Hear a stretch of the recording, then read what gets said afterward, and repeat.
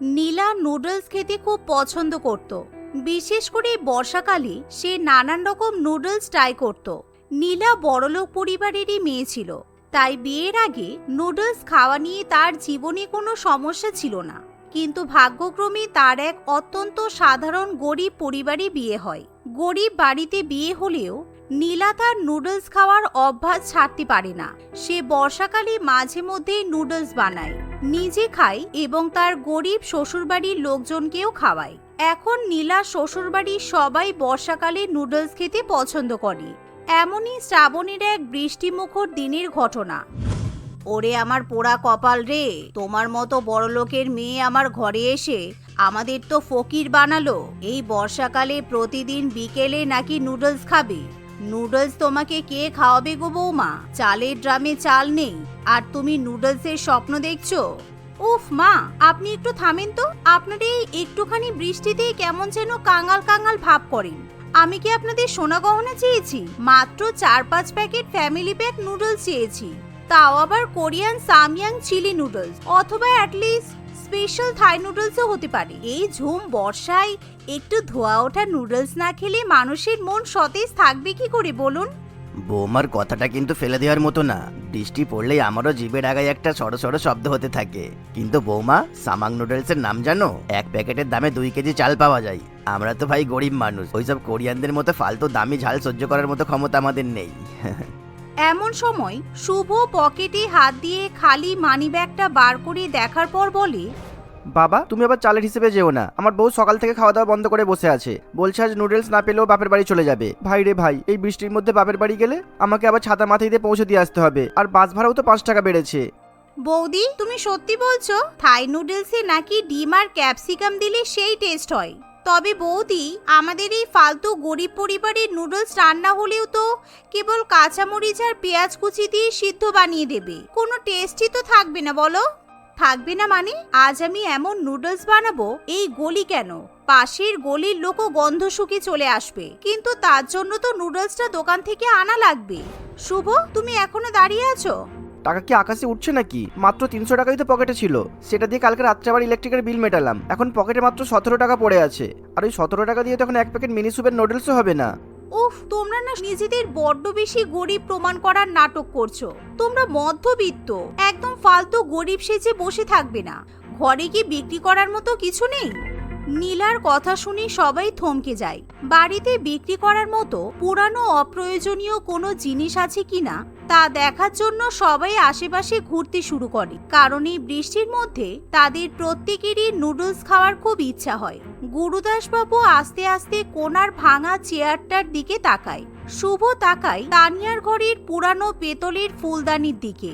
কিছুক্ষণ ভাবনা চিন্তা করার পর গুরুদাসবাবু বলে, বৌমা যখন বললোই, শুভ শোন, তোর দাদুর আমলের একটা পিতলের ঘটি ছিল না, চিলেকোঠাই, ওটা বেচলে অন্তত 400-500 টাকা তো পাওয়াই যাবে। ওরে বুড়ো মানুষ, তোমার মাথা খারাপ হয়েছে? বাপের আমলের পিতলের ঘটি বেচে বৌমাকে নুডলস খাওয়াবে? তোমার লজ্জা করে না? আহা মঙ্গলা, বুঝছো না কেন? ইতিহাস সাক্ষী, বড় বড় কাজের জন্য বড় বড় ত্যাগ দিতে হয়। আজ বর্ষার দিনে নুডলস খাওয়াটা কি কোনো ছোট কাজ? ভাবো তো, ধোঁয়া উঠছে, টমেটো সসের টক ঝাল গন্ধ, সাথে একটু পনিরের কিমা হলে আহা হা জমে যাবে একেবারে।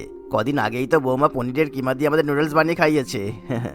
ওরে বাবা, পনিরের কিমা? তাহলে তো আর থাই নুডলস নয়, মেক্সিকান স্টাইলেও রান্না করা যায়। বৌদি, তোমার কাছে চিজ আছে? চিজ? এই ঘরে মোমবাতি ছাড়া জমাট বাঁধা কিছু আছে নাকি যে চিজ থাকবে? চিজও কিনতে হবে। ব্যাস, তাহলে ফাইনাল সিদ্ধান্ত, পিতলের ঘটি আর আমার বাপের বাড়ির একটা পুরানো রাইস কুকারের তার বিক্রি করে দেওয়া হবে। তারপর আমরা নুডলস খাবো। 5 মিনিটের মধ্যেই শুভ পাশেরই কানাই ভাঙাড়ির কাছে গিয়ে পিতলের ঘটি এবং রাইস কুকারের তার বিক্রি করে 300 টাকা নিয়ে চলে আসে। সেই টাকা ঘরে আসতেই যেন উৎসবের আনন্দ শুরু হয়। এমন সময় পাশের বাড়ির ঝুমুর দেবী ছাতা মাথায় দিয়ে সেখানে এসে হাজির হয়। কি গো মঙ্গলা বৌদি, ঘরে কিসের এত হট্টগোল? তোমার ছেলে কানাই ভাঙাড়ির কাছে কি যেন একটা বিক্রি করতে গেল দেখলাম। সংসার কি একদম বেচে দিচ্ছ নাকি? এই বর্ষাকালে তোমাদের কি খাওয়া হচ্ছে না? আরে ঝুমুর, বোঝই তো বর্ষাকালের দিন। আমাদের বৌমা বাপের বাড়ি থেকে বড়লোকের কায়দা কানুন নিয়ে এসেছে তো। আজকে নাকি স্পেশাল নুডলস পার্টি হবে, ওই পিতলের ছাইপাশ রেখেই বা কি করব, বেচে নুডলস বানাতে বললাম। নুডলস? ও মা, নুডলস খাওয়ার জন্য ঘরে জিনিস বিক্রি করতে হয়? তোমরা তো সত্যি সত্যি দিন দিন একেবারে সাইজ হয়ে যাচ্ছ। তা কি নুডলস বানাচ্ছ শুনি? সাধারণ স্যুপ নুডলস নাকি ম্যাগি নুডলস? আরে না না ঝুমুর পিসি, স্যুপ নুডলস তো গলি গুপচির ছোট ছোট ছেলে মেয়েরা খায়। আমরা বানাচ্ছি special Shraban noodles with egg crisps and sausage tadka. বাপের বাড়িতে এই নুডলস আমি অনেকবার খেয়েছি। সসেজ? ও মা, সসেজ তো শপিং মলের বড় বড় দোকানে পাওয়া যায়। তোমরা এই গলিতে সসেজ পাবে কোথায়? আহা ঝুমুর দেবী, পকেটে টাকা থাকলে শপিং মল আর পাড়ার এই গলি কি আলাদা নাকি? শুভ, যা তো 17 টাকার সাথে এই 300 টাকাটা নিয়ে বাজারে সবচেয়ে দামি নুডলস আর 4টা ডিম, সসেজ আর টমেটো সস নিয়ে আয় যা। এমন কথা শুনে ঝুমুর দেবী মনে মনে হিংসায় জ্বলে ওঠে, আর তারও দামি নুডলস খাওয়ার খুব ইচ্ছা হয়। তা আমাকে একটু নিমন্ত্রণ করবে না নাকি? প্রতিবেশীর অধিকার বলেও তো একটা কথা আছে। অবশ্যই পিসি, তবে খালি মুখে তো নিমন্ত্রণ নেওয়া যায় না। আমাদের ঘরে কিন্তু চিজ নেই। আপনি যদি ফ্রিজ থেকে একটু মজরেলা চিজ আর 2টো ক্যাপসিকাম নিয়ে আসতেন তাহলে। হ্যাঁ হ্যাঁ, আনবো না মানে? আমি এখনই নিয়ে আসছি। কিন্তু বৌমা, নুডলসটা যেন একদম রেস্টুরেন্টের মতো হয়, নইলে কিন্তু আমি ফেসবুকে পোস্ট দেব গরিবের ঘরে চিজ দিয়ে নুডলস খাওয়ার ব্যর্থ চেষ্টা। অন্যদিকে শুভ তখনই বৃষ্টিতে ভিজতে ভিজতে বাজারে যায়। আধা ঘন্টার মধ্যে সে নুডলস, ডিম এবং সসেজের জায়গায় ভুল করে হটডগ রোল নিয়ে চলে আসে, যা দেখে নীলা খুব রেগে যায়। উফ, কি মরতে, আমি যে গরিবের ঘরে বড়লোকের নুডলস বানাবো বলে ঠিক করলাম, তোমাদের জন্য 5 টাকার ম্যাগি নুডলসই ঠিক ছিল। আমি তোমাকে চিকেন সসেজ আনতে বলেছিলাম, তুমি হটডগ রোল নিয়ে এসেছো কেন? আরে বাবা, আমি তো তোমার মতো বড়লোক বাড়ির কেউ নই। আমাদের এই ঘরে আগে কখনো সসেজ কেনাই হয়নি। সসেজ কাকে বলে আমি তো চোখেই দেখিনি, তাই হয়তো এই দোকানদারটা আমাকে ঠকিয়ে দিল। তুমি রাগ করো না, দেখো না এটা দিয়ে নুডলস বানানো যায় কিনা। দূর, এসব নুডলসে কেউ দেয় নাকি? আজকে মনে হয় আমার কপালে আর নুডলস খাওয়া নেই। বাপের বাড়ি থেকে নুডলস খেয়ে আসলে ভালো হতো। ঝুমুর কাকিমাও তো এখনো চিজ কিংবা ক্যাপসিকাম নিয়ে এলো না। তা বৌদি, দাদা তো এই হটডগটা ভুল করে নিয়ে চলে এসেছে। এই বৃষ্টির মধ্যে কি আবার ফেরত দিতে যাবে? এটা যেহেতু নুডলস বানাতে কাজে লাগবে না, তাহলে আমাকে দিয়ে দাও, আমি বরং খেয়ে নিই। এই না না, তোমার তো আবার শুধু খাই আর খাই। নুডলসে একটু চিকেন না দিলে ভালো লাগে না। এখন এই বৃষ্টির দিনে আমি চিকেন পাবো কোথায়? এই হটডগের মধ্যে চিকেনের পুর দেওয়া আছে। তুমি বরং উপরের পাউরুটিটা খেয়ে নাও আর ভেতরে চিকেনের পুরটা রেখে দাও। এটা দিয়ে আজকে আমি নুডলস বানাবো। এছাড়া আর তো উপায় নেই, কিছু তো জোগাড় করতে হবে। এরই মধ্যে ঝুমুর দেবী লোভের মাথায় নিজের ফ্রিজ থেকে 1 খণ্ড চিজ এবং আধ পাকা একটা ক্যাপসিকাম নিয়ে হাজির হয়। রান্নাঘরে একে একে 5 জন মানুষ গিয়ে উপস্থিত হয়। সবাই সাবধান, নুডলস সিদ্ধ করার জলে 1 ফোঁটা তেল আর 1 চিমটি লবণ দিতে হবে। মা, আপনি পেঁয়াজ কাটুন। তানিয়া, তুই ক্যাপসিকাম কাট, আর ওই হটডগের ভেতরে যে চিকেনটা ছিল ওটা ঝুড়ি ঝুড়ি করে কেটে নে। আর বাবা, আপনার কিন্তু এখানে কোনো কাজ নেই, আপনি বাইরে যান। আপনি বাইরে গিয়ে পাহারা দিন, যাতে অন্য কোনো প্রতিবেশী আর না আসে। ও বৌমা, নুডলসে কি এত পেঁয়াজ দেওয়া লাগে? পেঁয়াজের কিন্তু 80 টাকা কেজি। নুডলস খেতে গিয়ে যদি সংসার অচল হয়ে যায়, তাহলে কিন্তু আমি তোকে বাপের বাড়িতে পাঠিয়ে দেব। আরে, পেঁয়াজ ছাড়া নুডলসের ক্যারামেলাইজেশন হবে না। আপনি আর নাকি কান্না কাঁদবেন না তো। এই শুভ, তুমি কি করছো? ডিমটা স্ক্র্যাম্বল করতে হবে তো। একটু মাখন দিয়ে ডিমটা ঝোড়া ঝোড়া করে ভাজো।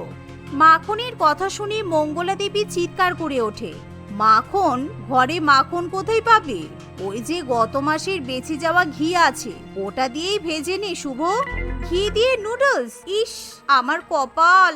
আমি কোন গরিব ঘরে এসে পড়লাম রে, যেখানে 1 চামচ ঘি পর্যন্ত চোখে দেখতে পাওয়া যায় না। বিয়ের আগে আমি বাপের বাড়িতে ঘি দিয়ে স্নান করতাম। তোমরা সবাই রান্নাঘর থেকে যাও তো, আমি নিজের মতো নুডলস বানিয়ে নিচ্ছি। এই বলে নীলা রান্নাঘর থেকে সবাইকে তাড়িয়ে দেয়।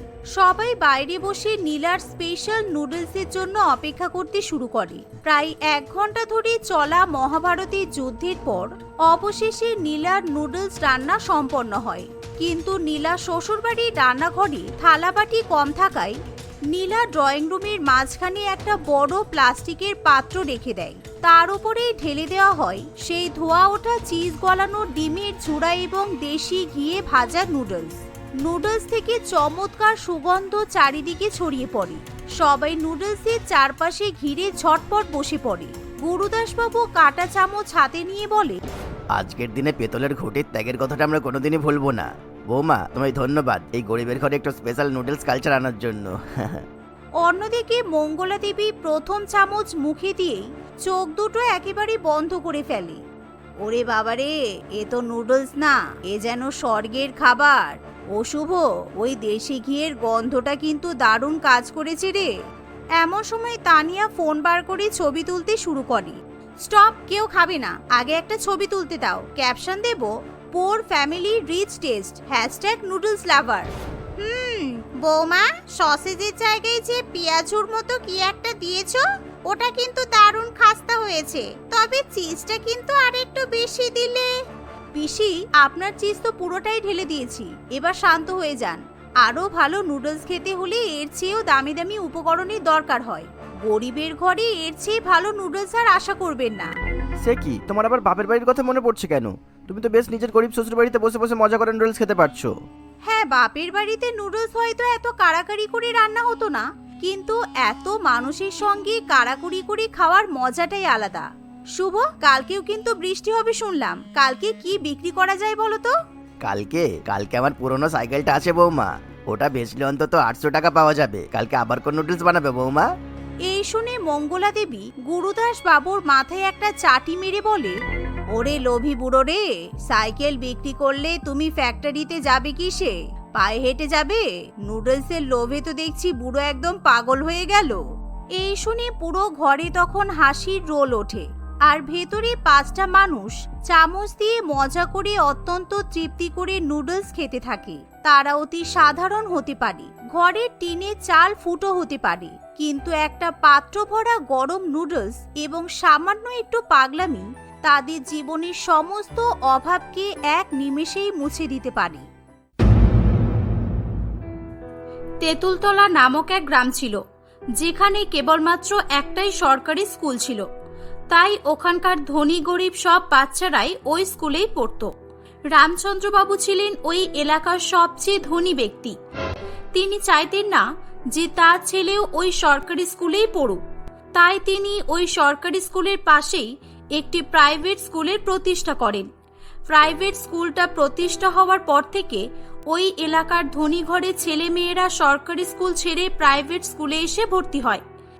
কিন্তু প্রত্যেক বছর প্রাইভেট স্কুলের তুলনায় সরকারি স্কুলে ছেলে মেয়েদের রেজাল্ট খুব ভালো হতো।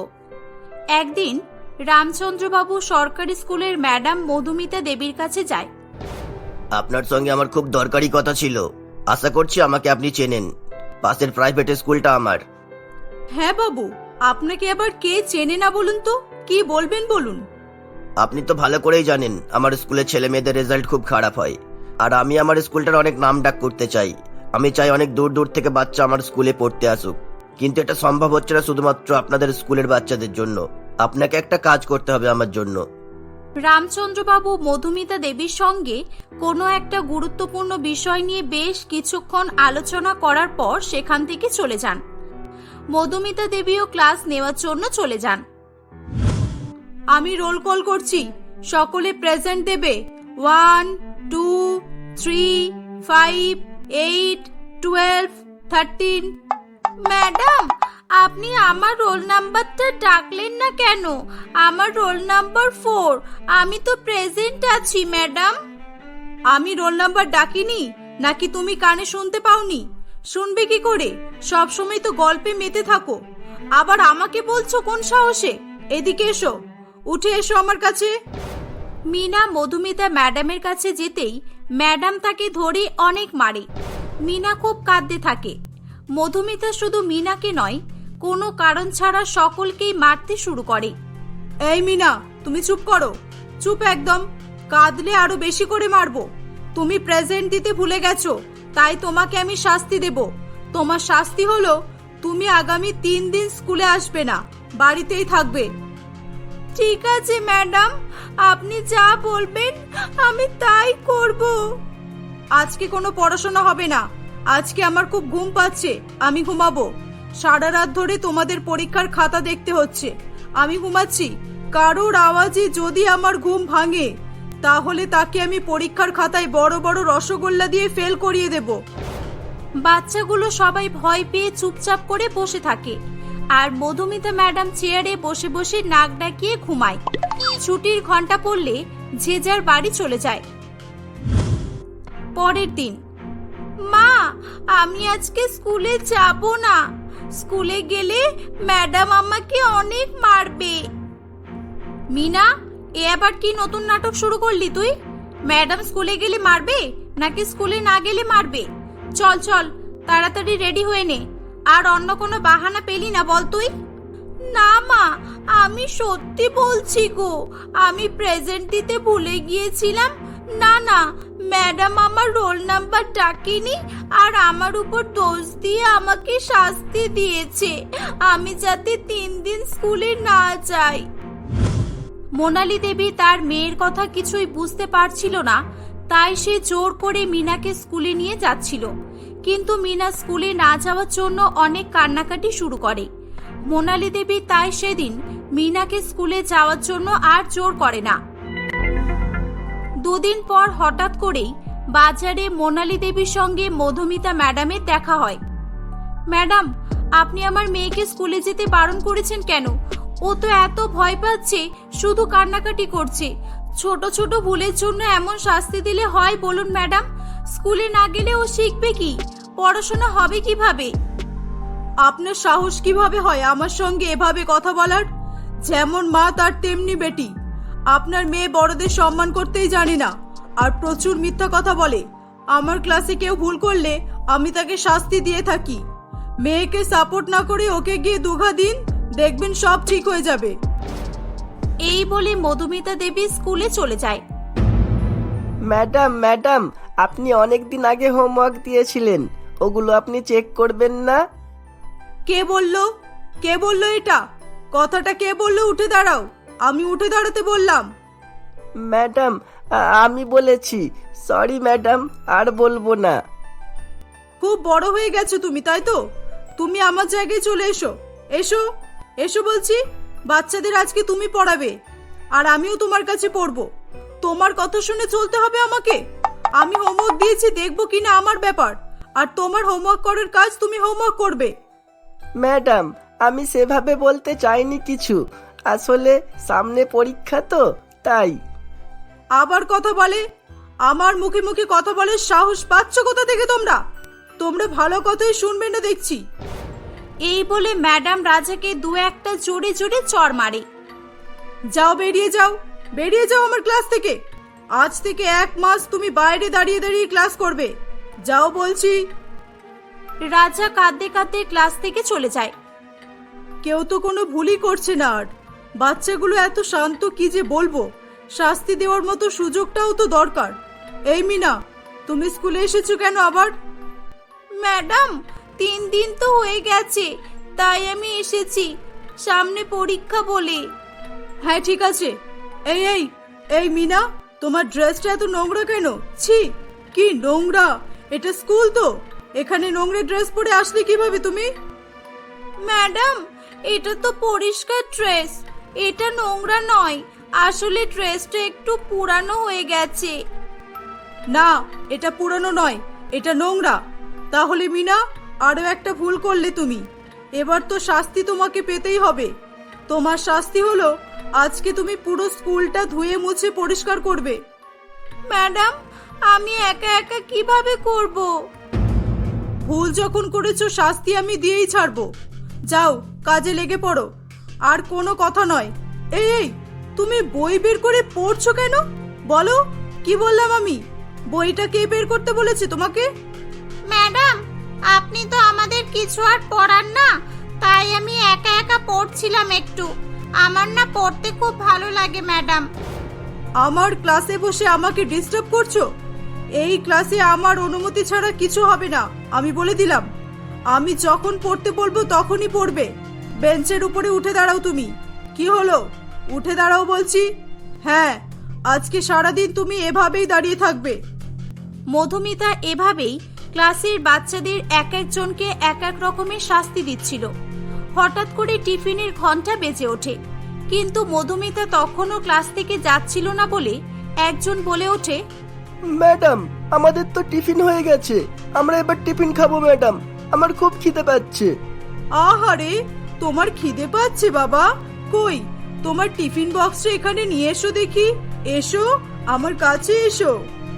এই যে ম্যাডাম, আমি এসে গেছি। হ্যাঁ দাও দেখি। বাহ, ম্যাগি নিয়ে এসেছো। খুব খাওয়ার লোভ তোমার, তাই না? দাও, টিফিনটা দাও আমাকে। এটা আজকে আমি খাবো। পড়াই মন নেই, শুধু টিফিন খাওয়ার ধান্দা। যাও জায়গায় গিয়ে বসো।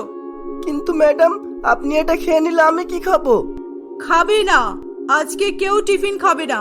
সবাই নিজের নিজের টিফিন আমার কাছে জমা দিয়ে যাও। আজকে টিফিন খাওয়া বন্ধ রেখে আমি তোমাদের এক্সট্রা ক্লাস নেব। সবাই টিফিনগুলো দিয়ে যাও। সব বাচ্চারা ভয়ে ভয়ে ম্যাডামকে টিফিনগুলো দিয়ে যায়। ম্যাডাম এক এক করে সবার টিফিন খেয়ে ক্লাস থেকে চলে যায়। এভাবেই প্রত্যেক দিন মধুমিতা ম্যাডাম বাচ্চাদের উপর অত্যাচার করত। দিনের পর দিন তার শাস্তির কঠোরতা বেড়েই চলেছিল। সে বাচ্চাদের মনে এতটাই ভয় ঢুকিয়ে দিয়েছিল যে বাচ্চারা কেউ আর স্কুলে যেতেই চাইতো না। একদিন মধুমিতা ম্যাডাম রামচন্দ্র বাবুকে ফোন করে বলে, হ্যালো রামচন্দ্র বাবু, আপনার কাজ হয়ে গেছে। আমি এখন আমার ক্লাসেই বসে আছি। আর আজকে একটা বাচ্চাও স্কুলে আসেনি। আমি বিগত 3 মাস ধরে ওদেরকে একটা অক্ষরও পড়াইনি। আর ওদের মনে এতটাই ভয় ঢুকিয়ে দিয়েছি যে ওরা আর স্কুলেই আসবে না। সবকটা ডাহা ফেল করবে। হ্যাঁ। হোয়াট? মানে আপনি সত্যি বলছেন তো, নাকি উল্টো চাল চালছেন? না না, আমি মিথ্যা বলবো কেন? আপনি ভিডিও কল করে দেখতে পারেন, কিংবা স্কুলে এসে দেখে যান না। এই বছর আপনার স্কুলের বাচ্চাদের রেজাল্ট সেরার সেরা হবে। আপনি এবার বাকি হিসাবগুলো আমাকে বুঝিয়ে দিন। 1 লাখ দিয়েছিলেন, এখনো 2 লাখ বাকি। এখন নয়, আগে পরীক্ষা হোক, রেজাল্ট আউট হোক, তারপর আপনি বাকি টাকাটা পাবেন। মোনালি দেবী মধুমিতা ম্যাডামের সব কথা শুনে ফেলে। আসলে সে ম্যাডামের সঙ্গে মিনাকে নিয়ে কথা বলতে এসেছিল। সবটা জানার পর সে খুবই রেগে যায়। সে সোজা স্কুলের হেড স্যারের কাছে গিয়ে সব কথা বলে দেয়। কিন্তু হেড স্যার তার কথা বিশ্বাস করতেই চায় না। তাই মোনালি দেবী তার মেয়ে সহ বাকি বাচ্চাদেরও সেখানে ডেকে নিয়ে আসে। বাচ্চাগুলো একে একে হেড স্যারকে সব কথা বলে দেয়। হেড স্যার বুঝতে পারে যে বাচ্চাগুলো মিথ্যা কথা বলছে না। তিনি মধুমিতা ম্যাডামকে ডেকে চাকরি থেকে বের করে দেওয়ার হুমকি দিলে ম্যাডাম তার সমস্ত ভুলগুলো স্বীকার করে নেয়। স্যার, আমি অনেক বড় ভুল করে ফেলেছি। আমি রামচন্দ্র বাবুকে 1 লাখ টাকা ফিরিয়ে দেব। আমাকে চাকরি থেকে বের করবেন না স্যার, আমি আপনার পায়ে ধরি। হেড স্যার ম্যাডামকে একটা সুযোগ দেয়। 2 দিন পর থেকেই ফাইনাল পরীক্ষা শুরু হয়ে যায়। ম্যাডাম মনে মনে খুবই দুঃখ পাচ্ছিলেন যে তার জন্য বাচ্চাদের ভবিষ্যৎ নষ্ট হবে, সবাই ফেল করবে। কিন্তু ঠিক তার উল্টোটাই ঘটেছিল। ক্লাসের বাচ্চারা আগের মতোই অনেক ভালো নাম্বার পেয়ে পাশ করে। তারা এত বেশি মেধাবী ও বুদ্ধিমান ছিল যে স্কুলে না গিয়েও তারা বাড়িতে পড়াশোনা করত। অন্যদিকে রামচন্দ্র প্রাইভেট স্কুলের রেজাল্ট আগের মতোই খুব খারাপ হয়। এই গিন্নি, আমি ভাবছি যে আমাদের ছেলেকেও এবার সরকারি স্কুলটাই ভর্তি করে দেব। ওই স্কুলে নিশ্চয়ই কিছু একটা ব্যাপার আছে, আর আমার স্কুলটা একটা নার্সিং হোম বানিয়ে দেব। কি বলো তুমি?